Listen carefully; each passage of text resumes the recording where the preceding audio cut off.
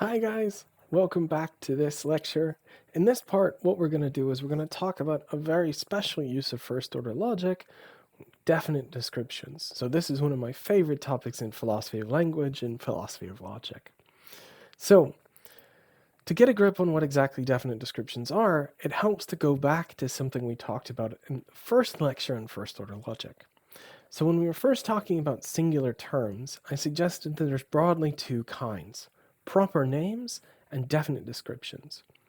So both of these, because they're singular terms, denote or pick out particular objects, but they do so in different ways.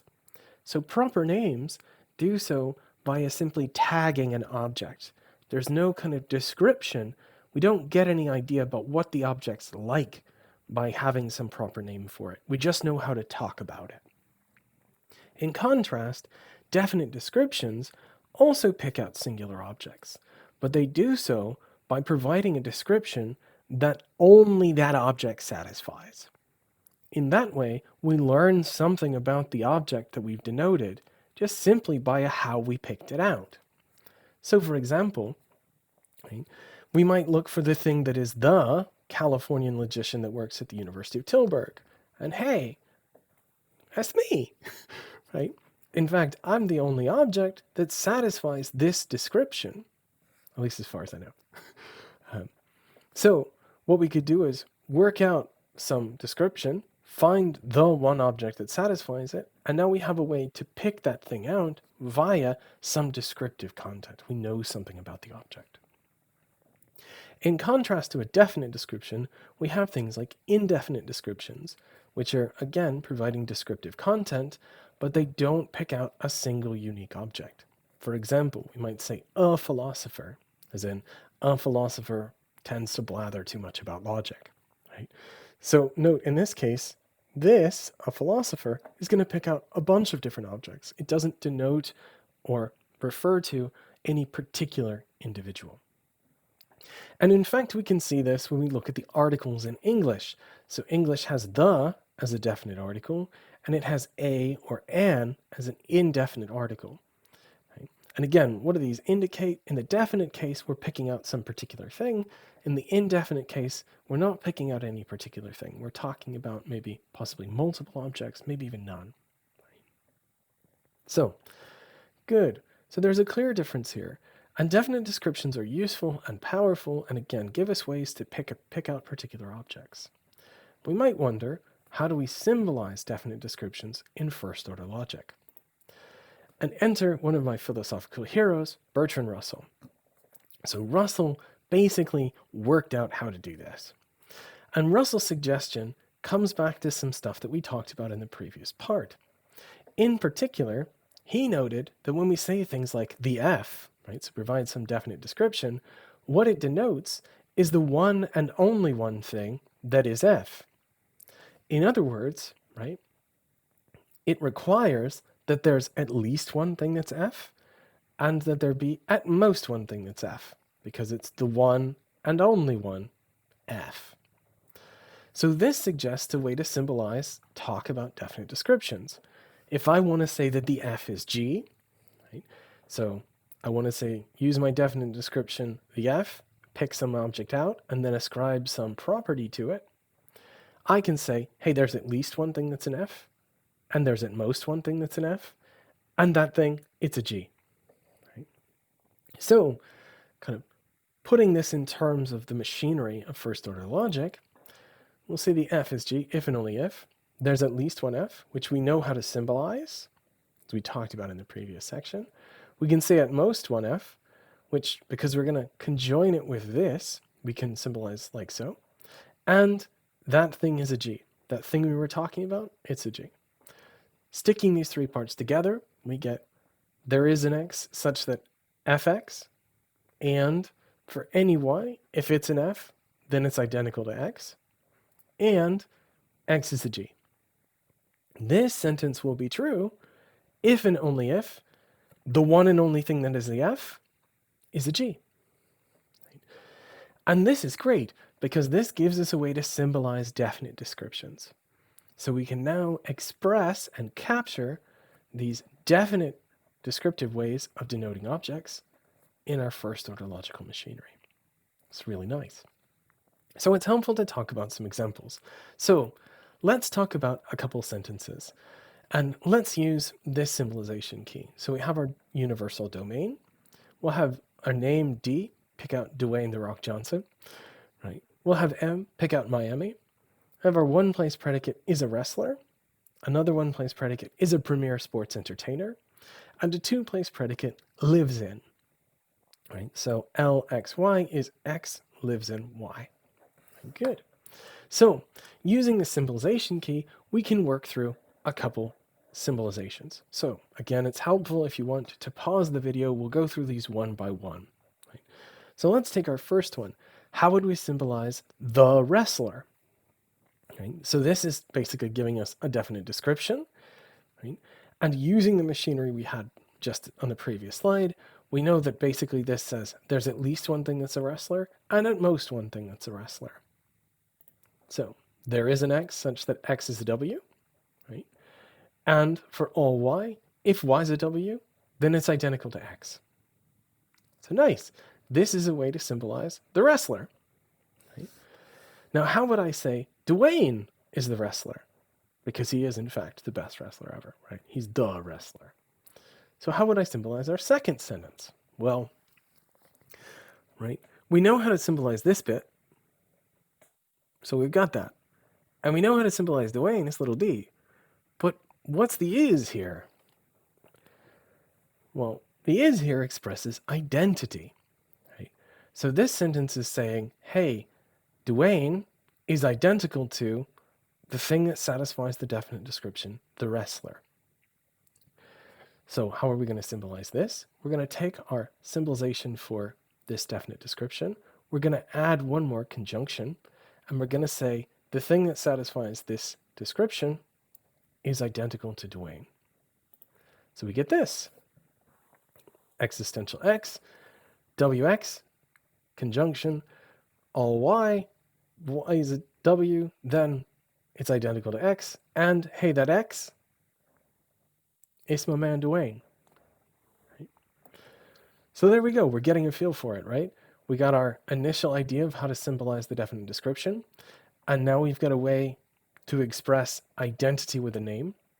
So this tells us that this definite description and this proper name denote the same object. Cool. And how would we say the wrestler lives in Miami? Well, we know how to say the wrestler. Right? Again, it's going to be this. And then we just need to add on that the thing picked out by this description stands in this relation to Miami. So it's going to have this same structure, right? Going to have the whole definite description. And again, we're going to have this conjunction. But instead of saying X is identical to Dwayne, we're going to say lives in Miami. So we're going to have this, right? Existential X, X is a W, and right for all Y, if Y is a W, then it's identical to X, and this thing X we've been talking about, it stands and lives in relation to Miami. Again, right? How do we express, say, some relational predicate? We stick it at the end. How do we express an identity? We stick it at the end. If I wanted to say the wrestler is a premier sports entertainer, right? I could have this same kind of structure, but our last conjunct, instead of having identity or this, would just have SX. Right? Good, there we go. Now let's look at our last one. Our last sentence says, the wrestler is the premier sports entertainer. So what is this sentence saying? This sentence is saying, hey, here's one definite description, and here's another definite description, and they co-denote. So this is just like here, it's the is of identity. So how are we going to say this? How are we going to get it so that to show or symbolize that two definite descriptions denote the same thing? Well, we know how to do one definite description, so we're just going to chunk in a second one, and we're going to end by saying the variable we talked about with one definite description is identical to the variable we talked about with the other. That is, right, if there's exactly one wrestler X and there's exactly one sports entertainer Y, and X is identical to Y. Or, to just turn it into our machinery, existential X, existential Y, X is the W, and for all Z, if Z's a W, then it's identical to X, and Y is an S, right?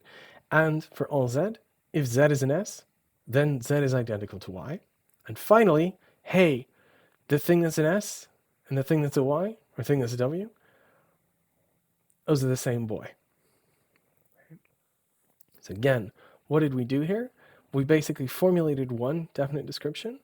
We formulated a second one. We conjoined them. And then we added a conjunction at the end to say they're identical. Right? So this would work if we're using any definite descriptions. Right? Again, build the two, and then add at the end, if you want to say that they co-denote, that the variables are identical. So there we go. We've worked out a couple different symbolizations that we can do using definite descriptions. And note, the key for all of these is this identity relation. Right? Being able to say that two things are or are not identical is so incredibly powerful. And this is why having this in our arsenal lets us say a bunch of really cool things. So nice. So there we go, right? We know how to formulate sentences using definite descriptions. We know how to formulate definite descriptions more generally. And then we know how to formulate or symbolize sentences that ascribe properties to things picked out by definite descriptions. So there we go. Nice job. So one nice upshot of this machinery is that it lets us deal with a potential problem. So let's think about sentence 1 and sentence 2. So sentence 1 says the present king of France is bald. And sentence 2 says the present king of France is not bald. Now, these seem kind of innocuous on their surface, but note that given the lack of contemporary French monarchs, they pretty famously got rid of them a while ago, right? Both 1 and 2 look false. Now this maybe isn't that worrisome, but remember, we had this idea that there are no gaps and no gluts. But if 1 and 2 are both false, then it looks like we have a problem. Because it looks like we're saying, hey, it's not the case the present king of France is bald. So that looks like 2 should be true. But 2 seems false because it's not the case the present king of France is not bald. But that looks like 1 should be true. But 1 isn't true, and 2 isn't true. Uh-oh, we're in trouble, because it looks like either there's a gap in that the present king of France is bald is neither true nor false, or there's a glut in that the present king of France is both bald and not bald. And neither of those look terribly good. So what can we do? We'll enter the machinery we just talked about. It will help us figure out what went wrong. So let's think about how to symbolize sentence 1, sentence 2, and our third sentence, sentence 3. Okay? So let's go through them one at a time. And again, it might be helpful if you want some practice to pause the video and think about how you would symbolize these on your own. So we've got our symbolization key. Domain is universal. We've got our one-place predicate for is a present king of France. Note the and is bald. So how would we symbolize 1? Well, what does 1 say? 1 is the FSG, right? It's another definite description and then ascribing a property to it. So we're going to symbolize the present king of France, and then we're going to add a conjunction at the end that says, hey, and the thing we just talked about, it's bald. So we symbolize the present king of France as existential X, KX, conjunction, all Y. If Y is a K, then it's identical to X, and X is bald. Right? That is, there's at least one, and at most one present king of France, and that thing is bald. Cool, so that's how we symbolize 1. Now, note, 1 will be false if there's no present king of France, because this first conjunct's simply going to fail if there's nothing that is a present king. So 1 looks like it's false because, again, no contemporary French monarch. So what about 2? How would we symbolize 2? Well, here again, it seems to be something like the F is G. In this case, it says, hey, there's at least one and at most one present king of France, and that thing is not bald. But how would we symbolize is not bald? Well, basically we're going to say it's not the case that it satisfies the predicate is bald. So we're going to have a symbolization that looks a lot like this, but we're just going to stick a negation right here, like so. Again, what do we have here? There's at least one thing that's a present king of France. There's at most one thing that's a present king of France. And that thing we just talked about, it ain't the case that it satisfies the predicate is bald. Now note, this sentence is going to be false if there is no present king, because again, our first conjunct is going to fail. And it doesn't matter whether the thing picked out satisfies the bald or doesn't satisfy the predicate bald. It's never going to satisfy the... If it fails to satisfy the predicate K, then this conjunct's going to fail. So just like 1, sentence 2 will be false because there is no contemporary French monarch. Now let's think about 3. Finally, 3 says it's not the case the present king of France is bald. So how would we symbolize this? Well, it's not the case that is a negation, and we know how to do the present king of France is bald, just up here. Right? So how will we do it? It's 1 with a negation in front. And note something really nice. 3 is true if nothing satisfies the predicate K. Right? So, right, because if nothing is a K, this conjunct will be false, which means our existential is false, which means our negation is true. So what did we learn? Well, looking at this, right, initially we were worried that 1 and 2, both being false, seemed to throw us into a problem with our assumption about gaps and gluts. But that was because we weren't being careful about how to symbolize 1 and 2. When we're clear about how to symbolize 2, and we note that the negation here just attaches to this last conjunct, right, then we can see that 1 and 2 can both be false without leading us to anything like gaps or gluts. Because what's the opposite of 1, what's going to be true whenever 1 is false, is 3. And 3 has a different structure than 2. So the upshot is that we can still say, hey, ain't no any contemporary French monarchs, bald or not, but still maintain this idea that there are no gaps and no gluts. So that's kind of nice. And again, all of this turns on being careful with how we symbolize our definite descriptions. And this also highlights something nice about scope. We need to be careful when we're doing any of this stuff with our scopes about negation. Does the negation just scope over a particular conjunct, in this case a single predicate, or does it scope over the whole sentence? Whichever one it is gives us very different truth conditions. So the upshot is there still aren't any gaps or gluts, provided we're careful about how we symbolize the F is not G.